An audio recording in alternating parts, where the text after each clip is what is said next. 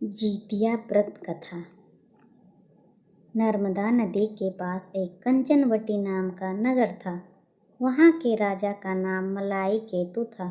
उसी नर्मदा नदी के पश्चिम और बालूहट्टा नाम की मरुभूमि थी, जिसमें एक विशाल पेड़ पर चील रहती थी और उसी पेड़ के नीचे एक सियारिन भी रहती थी। चील और सियारिन दोनों ही पक्की सहेलियाँ थीं। कुछ महिलाओं को जीतिया व्रत करते देख चील और सियारिन ने भी यह व्रत करने का संकल्प लिया और दोनों ही भगवान श्री जिमुतवाहन की पूजा और व्रत करने का प्रण ले लिया। जिस दिन दोनों को व्रत रखना था, ठीक उसी दिन शहर के एक बड़े व्यापारी की मृत्यु हो गई और उनका दाह संस्कार वही मरुस्थल पर हुआ। मुर्दा देखकर सियारिन को भूख लगने लगी और वह खुद को रोक नहीं पाई, जिसके कारण उसका व्रत टूट गया।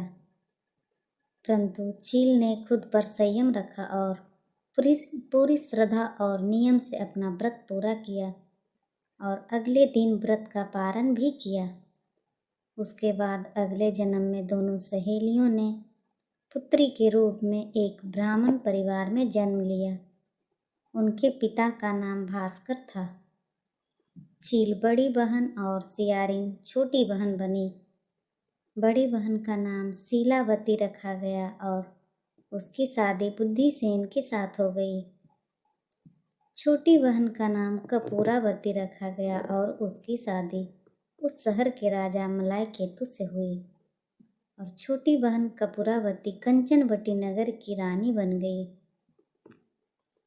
अब भगवान जिमुतवाहन के आशीर्वाद से बड़ी बहन शीलावती को 7 पुत्र प्राप्त हुए, लेकिन कपूरावती के बच्चे जन्म लेते ही खत्म हो जाते थे।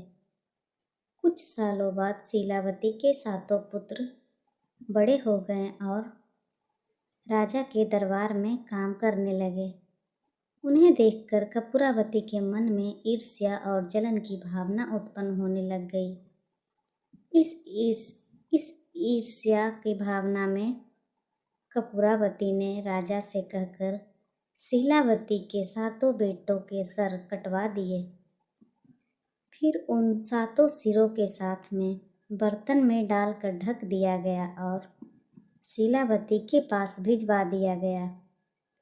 यह सब देख भगवान जिमुतवाहन ने मिट्टी की सहायता से 7 भाइयों के सर बनाए और सभी सिरों को धड़ से जोड़कर उन पर अमृत छिड़क दिया, जिसके कारण वे 7 भाई फिर से जिंदा हो गए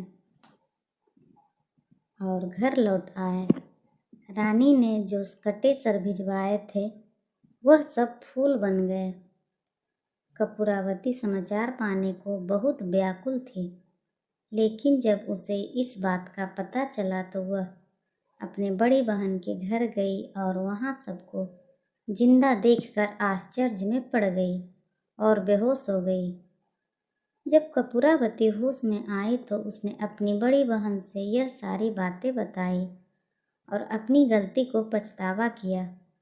भगवान जिमुतवाहन की कृपा से बड़ी बहन को पूर्व जन्म की सारी बात याद आ गई और वह अपनी छोटी बहन को उसी पेड़ के नीचे लाकर पूर्व जन्म की सारी बातें बताई, जिसे सुनकर कपूरावती फिर बेहोश हो गई और मर गई। जब राजा तक इस बात की सूचना मिली तो उन्होंने उसी जगह पर पेड़ के नीचे कपूरावती का दाह संस्कार कर दिया।